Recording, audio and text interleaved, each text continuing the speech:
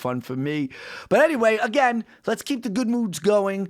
Now, everyone who listens to this show, you know that I love motivational speakers, right? You know I'm all about it. I listen to it when I wake up in the morning. I listen to them when I'm in the shower. I listen to them when I'm at the gym. It's maybe something that I would even like to get into personally one day, okay? I don't know, but I love it. I love everything about it, and I really feel like people need to get motivated. There's a lot of things that I've been implementing by listening to books, listening to Jim Rohn, listening to Tony Robbins, Les Brown, everyone. I love them all, okay? Everyone has a certain thing they bring to the table. Our next guest on the show, his name is Victor Dedaj. He is a motivational speaker. He is an author of a book that is called You Can Become Successful, okay? I'm going to give him a call right now. I am highly anticipating having a conversation with someone that does this for a living, okay? Maybe get a couple of tips. Maybe he could, tell us certain things that he does with his life. I'm all about it.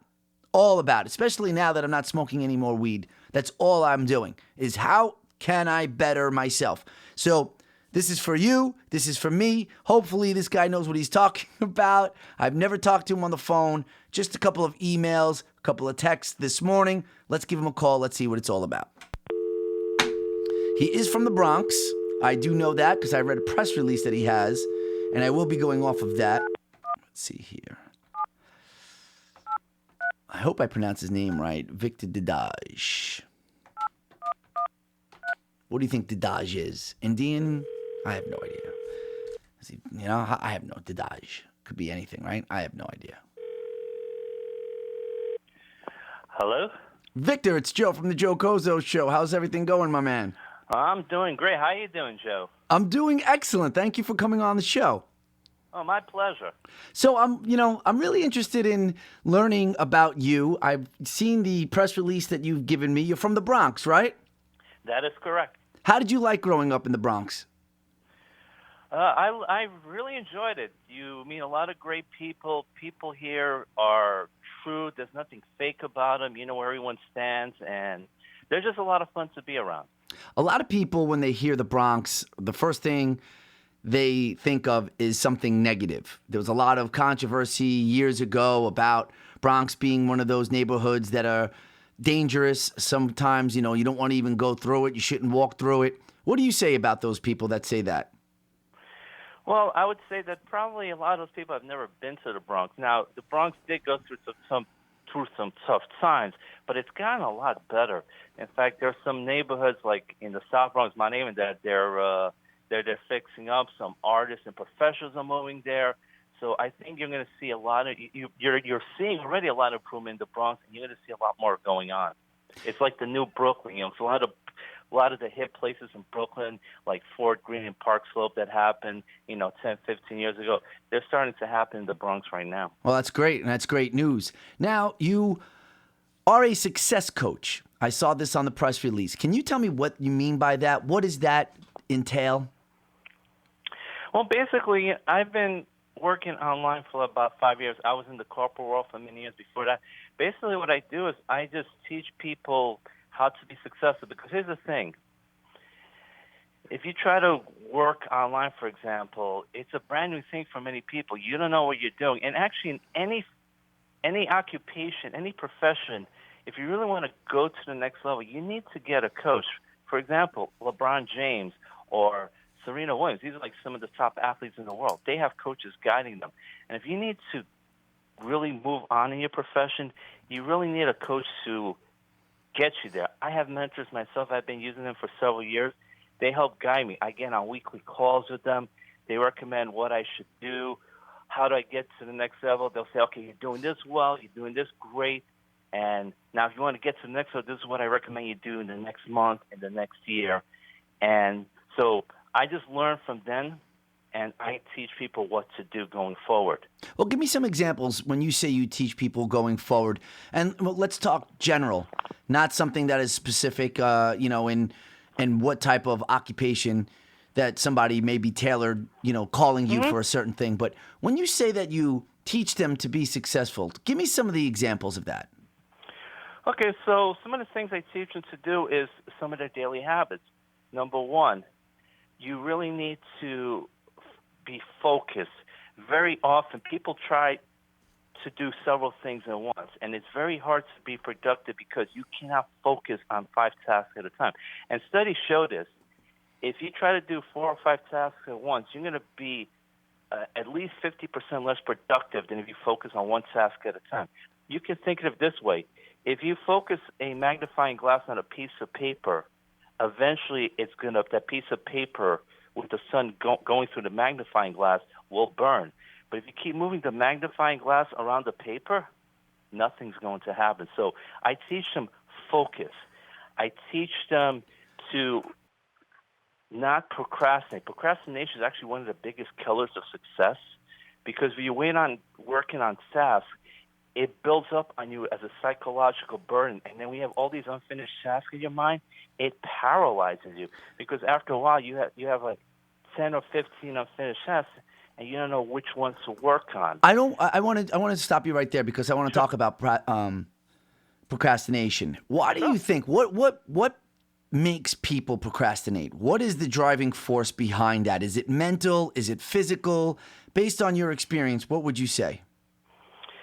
I think a big part of it is mostly mental. A lot of people are afraid to handle certain tasks, especially something that's very big, because they're afraid they can't handle it. If it's especially the bigger the task, the more likely they are to procrastinate on it. In fact, very often what people do is they try to work on the smaller tasks because the bigger one is like it's just very scary to them. Because they feel like maybe it's impossible to achieve?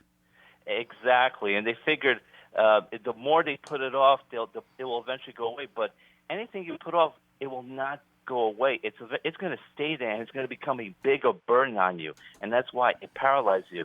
In fact, the thing I recommend is something that Brian Tracy called "Eating That Frog." It's a book he wrote on overcoming procrastination. He recommends work on the biggest task first, because you know what happens, Joe? When you work on the biggest task and you get out of the way, everything else is like a piece of cake. Now, the other thing you can do with the big task is you can try to break it up into smaller tasks. You don't have to do everything all at once, but if you break things down into smaller tasks, it's like when you assemble something. You don't try to put the whole thing all at once. You could break it up into smaller tasks and then complete one part of it, then the second part. So it's called chunking down. So if you chunk down a big task into some smaller tasks, it seems more achievable. For example, if you have a goal of I want to make $1 million. That seems like overwhelming. You would think, I can't do that. But if you focus on thinking, okay, maybe I want to make $10,000 in the next 2 months and then another $10,000. So you break it down to smaller tasks, 10,000 or 20,000 a month or every 2 months seems much more achievable than saying, I want to make $1 million. You know what I mean? Yes. Now, what about writing things down? How important do you think that is for people to actually every day write down their goals, write down their achievements, and so they could, look back, reflect, see their progress, see what's going on? What do you say about that? I think that is an excellent idea. In fact, all great achievers do that. And you should write down your goals consistently, review them every day. And actually, they've done studies. If you write down your goals, you are 1,100% more likely to achieve them than if you don't write down your goals. And not only should you write down your goals, you should review them every day. I recommend doing it 3 times a day, once in the morning, once in the afternoon, and once in the evening. Now, the reason is when you write down your goals and you review them, they go into your subconscious mind. And your subconscious mind is 90% of your mind. And the more you put things in your subconscious mind, the more you're going to be successful. So definitely write them down. There's something about writing it down that just really makes it sink deeper into your mind. Now, the other thing you were talking about, going over your victories and successes, that is a great idea. Jack Canfield recommends something called creating a victory log. Because when you write down your little successes and you review them every day, you realize you have accomplished a lot. Most people have a tendency to focus on their failures. But if you write down all the things you've succeeded in doing and you review them every day, and maybe you're going through a tough time in your business or your job, and you go through your victory log, you will see, wow, I've accomplished a lot. So yeah, I definitely recommend any little victory you've had that day. Maybe you wrote a report that your boss liked, or if you're working online, maybe you have someone join your business. Anything good that you did, any little success you have, write it down I, and just review it. I want to talk about another thing that you mentioned, habit. A lot of people don't get into a habit that isn't something that is positive. A lot of people get into habits that are bad habits. How do you tell people how to differentiate that when you're helping them out? Is it something like, hey, get into the good habit of trying to get up early every morning and doing it, taking it step by step? Is it something like what you just said in regards to chunks? When you want to try to create good habits, you don't want to try to do everything too much at once? Yes, I'd say, yeah, you don't try, because if you try to do everything all at once, it can be overwhelming and the people might give up. But if you recommend changing like one habit a week or one or two habits a month, it seems a lot more achievable to people. If you try to change 20 habits in 1 week, and there is no way they're going to be able to do that. So I try to recommend one habit a week. You can think of it this way. If you take 5 swings with an axe at a tree every single day, no matter how big the tree is, eventually it's going to come down. So if you just do it one piece at a time, it seems a lot more achievable, because it's just the way people are. You got to realize these habits took many years to build up. So you're not going to change all of them in a week. So if you try to do it one piece at a time, over the course of a long period of time, you will be able to unlearn all the bad habits, because habits are learned. So that's the bad thing. But the good thing is they can also be unlearned. Now, tell me about yourself a little bit here. You were in the business world at first, correct? Before you started going into being a success coach. That is correct. I worked in the business world for about 20 years. I started out working in operations, and then I worked as a performance analyst for many years. So you have this resume, you have a living, you're doing something for the past 20 years, and then what happened? What did you do? Did you wake up one day and say, listen, this is not something that I'm passionate about. This is not something that is giving me, what I need to keep going. I'm maybe bored of this. And, talk to me about that, and then talk to me about that risk that you took to then transfer to another occupation. Yeah. So what happened was, over the last few years that I was working in the corporate world, I felt like I was in a rut. I wasn't getting a lot of enjoyment doing the work I did. I met a lot of great people, and I have a lot of great friends from my days in the corporate world, but I really wasn't too happy in it. And then what happened was I was let go from my last job. And frankly, when I was let go, I was actually quite relieved, because I just wasn't happy doing what I was doing. For a number of years, I had thought about wanting to work for myself, and I saw this as a good opportunity. And a couple of things helped me. Number one is I moved back home, so I wasn't paying rent. That definitely helped, and I saved a good amount of money.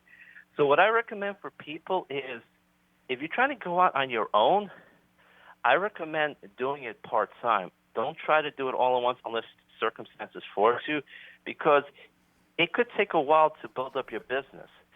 I don't go into working for yourself and thinking, in my first week I'm going to make $100,000. That almost never happens. So most people who try to go work for themselves usually do it part-time, usually in the evenings, on the weekends, and they keep their full-time job, which I would say in most cases that's the best way to do it. I want to talk to you about this book deal that you got. It says here that you're signing a publishing deal with Celebrity Press to co-author Success Breakthroughs with Jack Canfield. Tell me a little bit about this new book. Okay, so Jack Canfield, who many people may know as the co-author of the Chicken Soup for the Soul book series, has a book coming out called Success Breakthroughs, and a number of us will have a chapter in that book talking about some of the breakthroughs we've experienced in our lives. So I have a chapter in there, and my chapter covers something called taking 100% responsibility for your life, which is the first thing you need to do if you want to be successful in any field, in any profession. We have a tendency often to blame other people for things that happen to us. And the thing is, you need to act as if that you are 100% responsible for everything that happens to you. Once you do that, your whole life will change. Because here's the thing. Jack has a formula, E plus R equals O, which is events plus response equals the outcome. So an event happens to two people, but each person will have a different response, and based on that response, the outcome will be different. So very often, it's not just the event, it's how you respond to the event. And that's a choice we have. So if you respond to it in a bad way, the outcome can be very bad. But if you respond to it in a positive way, you'll have a more positive outcome. I see here also in the press release that you're a motivational speaker. A lot of people, that when you listen to motivational speakers, somebody also influenced them. Like you have Les Brown that he always talks about. He was influenced by Jim Rohn. You have so many different motivational speakers that say such. Who is someone that motivated you to say, you know what, I'm listening to this person, or and this is something that maybe I want to get into? Well, some of the people you just mentioned influenced me also. Les Brown is one of the great speakers in terms of motivation. He is a great mindset coach. So I recommend to the people out there, you listen to people like Les Brown. Jim Rohn is another great person to listen to. Tony Robbins is another great guy to listen to. Jack Canfield, Brian Tracy. They teach you positive motivational stuff. They will teach you principles of success. And I think it's a great way to start off your morning by listening to those guys. Yeah, that's what I do. I love it. I love every single thing about it, and I highly recommend it too because it gets me through my day. Now, I was also reading that you are a foodpreneur. Tell me about that. You're traveling around the world, sampling great cuisines. Give me, first of all, I love that. Okay, could there be a better job in the world? I don't think so. Tell me about some of the places that you have gone to and some of the best foods that you have eaten. Yeah. Well, yeah, and one of the great things about being able to travel is you get to sample a lot of great foods. And actually, also living in New York City, you get to sample a lot of great cuisines here as well. And one of the things I love to do is I love using Yelp. Yelp is one of the great resources in finding good places to eat. And generally, anything that's 4-star or rated, I'm willing to try out. And it's and I also like to say food determines mood, because after you've had a good meal, you will feel better. And actually, in terms of business, if you have a potential client or prospect, one of the best things to do is to take them out to a lunch or a dinner, because when they have some food in their stomach, they tend to be more agreeable to whatever your proposal is. Really? Is that something that you found in experience, something that you read?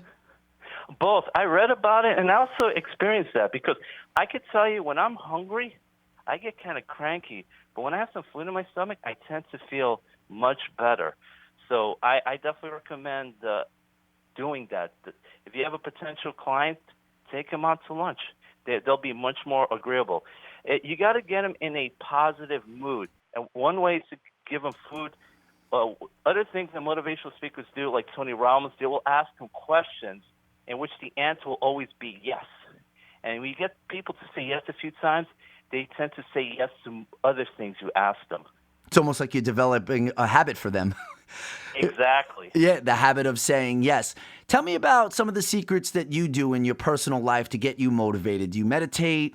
Do you wake up in the morning? Is it the first thing that you do? Les Brown says the best thing to do is when you wake up is to listen to something motivational. Give me some of the secrets that you use. Yeah, and I do some of the same things as well. The most important times of the day are when you wake up in the morning and in the evening right before you go to bed, because that is when your subconscious mind is most impressionable. So start off either reading good stuff, good positive motivational books, or listen to motivational videos like Les Brown or Tony Robbins. So I try to listen to good stuff in the morning. I do some meditation every morning.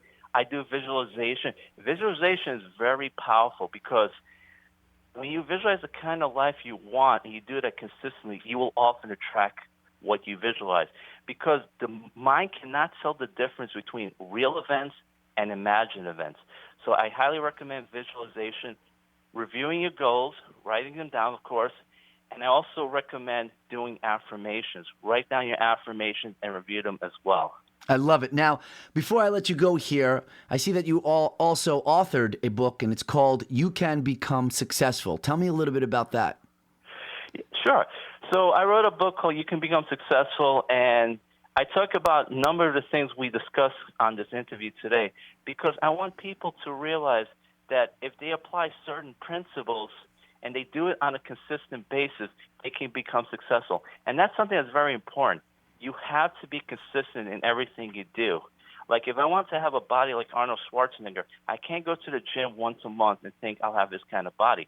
I'll have to go like 2 or 3 times a week, eat better, and do it consistently over a long period of time. So anything you want to be good at, you have to be consistent in. Not only that, you have to be persistent and never give up. And one other thing I would also recommend doing is surround yourself with successful people. Jim Rohn said you are the average of the 5 people you spend the most time with.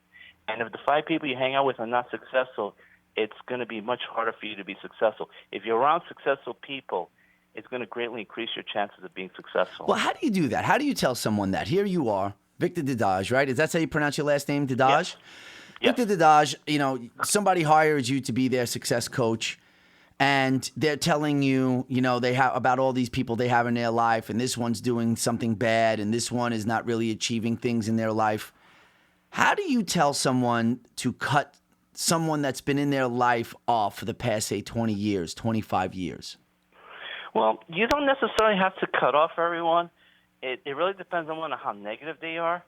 If they're really making your life miserable, you may need to cut them off and make them realize it's for the best for both them and for the other person. Now, for example, it could be someone really close. It could be family members. Now, you can't get rid of your family, but maybe you can limit some of the time you spend with your family, with your relatives, or even some very close friends. Like you said, you might be friends with someone 25 years, and it may be hard to totally cut it off, but that does not mean you have to spend 3 days a week with them. You can spend less time with them and just try to spend more time with other people. You don't necessarily have to totally cut them off, but you can limit your time with them. So I'd say try to limit as much time with negative people as possible because it is difficult to totally get rid of negative people, but you can definitely limit it. It's great. It's great advice. Victor Dedaj, the author of You Can Become Successful. Where can we buy that book? Can we buy that on Amazon? Is it in bookstores? Is it different places online? Yeah, you can buy it on Amazon. You just look up my name, Victor Dedaj, and you can become successful. You can also go to the website, grabvixbook.victordedaj.com, and I believe it's also on Barnes & Noble. And what about social media? What is your handles there if people wanted to follow you, say, on Instagram, Facebook, or Twitter? Sure. On Facebook, you can follow me at facebook.victordedaj.com. Twitter, you can follow me at Victor Dedaj, and Instagram, you can follow me at Victor Dedaj. And my last name is spelled D as in David, E as in Eddie, D as in David, A as in Apple, J as in James, so Victor Dedaj. I have one last question before I let you go here. I want to talk about social media and how much time is spent by people on social media not doing things that are productive. I'm not talking about maybe being on social media to advertise their business or being on social media to network and connect and try to see if they could get more business. I'm talking about the time that is spent just browsing, looking at negative comments, looking what other people are doing. What is the impact of social media on people, and how do they get out of something like that? It's interesting you bring that up because social media can be a great help for your business, but it can also be a big detriment to your business because it is so easy to get distracted by social media. I can tell you, I can go on Facebook and spend several hours just going through the news feeds, looking at people's comments, commenting, and not doing anything on my business. So when I need to really get something done, I try to shut off Facebook for 2 or 3 hours because it is very easy to get distracted. People put up interesting videos. So I would definitely recommend, if you need to get something done, shut off the social media. You can always get on Facebook later on because it's very easy to get distracted because distractions are some of the biggest killers of success. Sounds to me when I'm listening to you, the biggest word that is the most important thing that people need to do is discipline. Hearing what you're saying, all the tips that you're giving, the habits, creating habits, writing things down. I feel like that all takes that one word, discipline. What is your thoughts on that? Discipline is extremely important. I totally agree. Be disciplined, be consistent, be focused. You do everything, follow the daily discipline every single day because success is not built in a day. It is built daily. There's not one secret to success. There's a lot of little secrets which you have to be disciplined to do every day. Victor, I appreciate you coming on. Anytime that you want to come on the show, you have anything, a new book, or any, if you're somewhere locally that people could come see you speak, please reach out to me and we'll get you right back on the show, and I really appreciate it. Sounds good. My pleasure. Thanks for having me on, Joe. Have yourself a great weekend. You too. Take care. Thank you. Bye-bye. This is Robbie Fresh, and you douches are listening